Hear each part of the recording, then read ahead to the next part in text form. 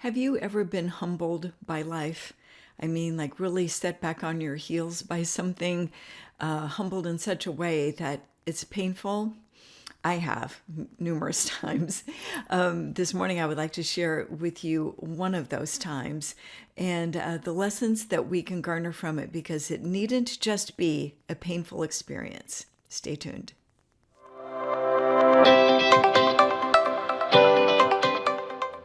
Hi, my name is Diane Martinez. I'm a certified holistic life coach, and welcome to Conscious Creating Life Coaching. We are here in my office. I am so glad that you're here, and I want to share with you today a story from one of the times I was humbled in like a super uncomfortable way, but what I learned through that. So I am the youngest of 4 children by a long shot. My older siblings are much older than I am. My dad left when I was 7 years old. My mom never remarried, so for a lot of my life it was mom and I. And that was great. She was a great mom, and certainly we had our ups and downs, but overall, definitely positive experience. So as she was getting older, I remember she used to live in the house with my older sister. And one time we were visiting, because I was the only one who didn't live by my siblings. We were visiting, and late in the evening one time my sister and I were chatting about mom and what a strong character she had, and how she was just such a very tiny person in stature, like 5 foot nothing, 109 pounds with rocks in her pockets, but just a giant of will and dignity and integrity and just this sort of energy. And my sister and I were saying, oh, mom is not going to suffer.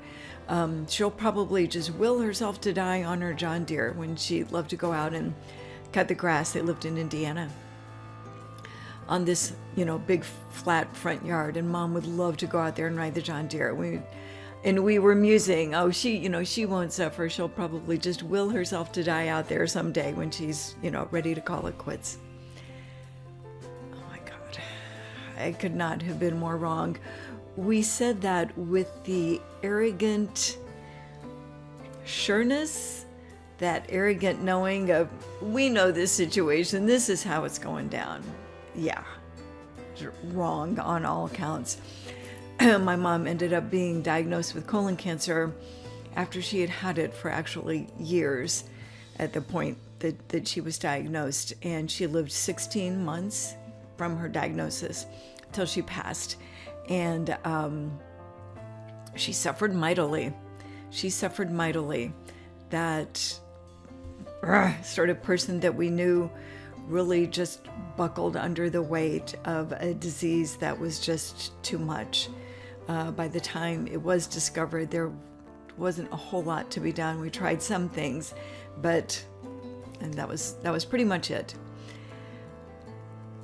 I have never felt so, to me, that was the humbling right there.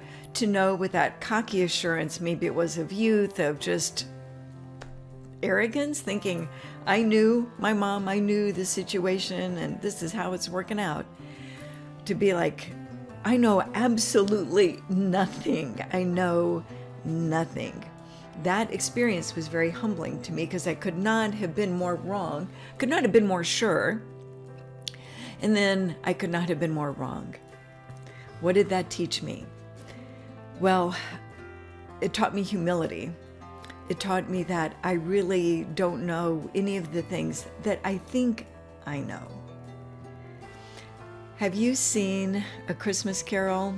I mean, like the original one with Alistair Sim, where it's black and white.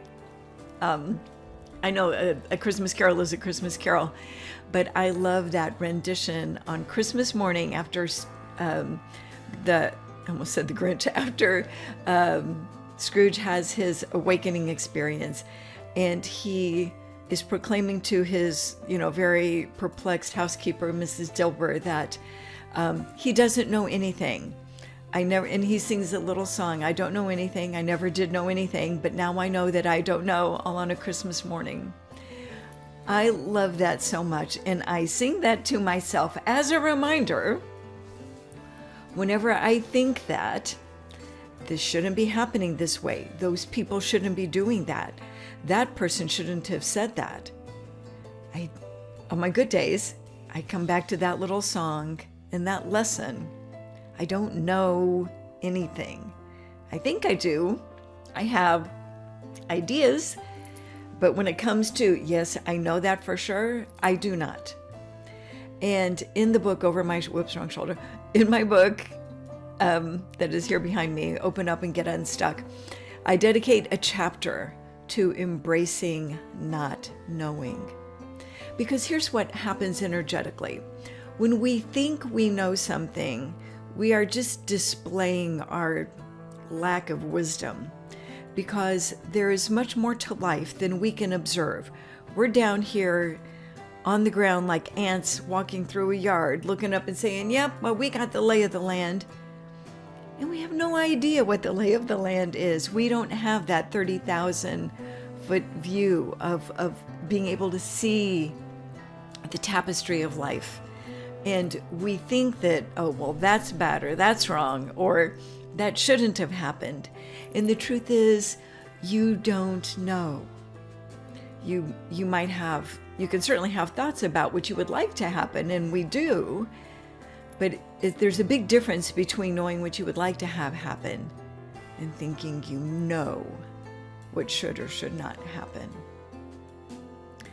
I hope that you can take this in for the lesson I mean to share from heart to heart to you, because I have been humbled. I mean, that was one story. There are others. That was definitely the most touching story for me. But there are definitely others where I have been humbled by thinking that I know something when I really don't. So it can really erode at your ego, because our ego wants to tell us that we know. Our ego wants to tell us that we're right and we're sure. And to step into the space of admitting, like, I honestly don't know anything. I don't know how this should go. I don't know if this should go, or whatever. It can feel like you're saying that you're like stupid or something, like you're totally uninformed, or you don't know what's going on. But that's not it. What it's saying is, I acknowledge I don't have that 30,000 foot view. I cannot see the tapestry of this segment of life working out, and I trust life. I don't know how it's going to go. I trust it will unfold for my highest good. And that is a great place to land. Not knowing what's going on, but also not stressing about it, not criticizing yourself or others, and just being in that place of neutral acceptance, knowing you don't know, being okay with not knowing, and trusting that things will work out for your highest good. That is a very sweet and moderately enlightened way to live your life. I hope that has been helpful to you. If it is, please give it a thumbs up. Subscribe if you're enjoying this content, because it's free for you and it just helps get this content out to more people. It is my intention to share empowering messages out there, and with all the nonsense going on in the world, that's my goal. So, and if you would really like to dive into more, come join me on Patreon. I have a women's only group where this month we are doing building a mental health toolbox, but we talk about all kinds of interesting topics. I share videos, other resources. We have lives. There's one-on-one coaching available.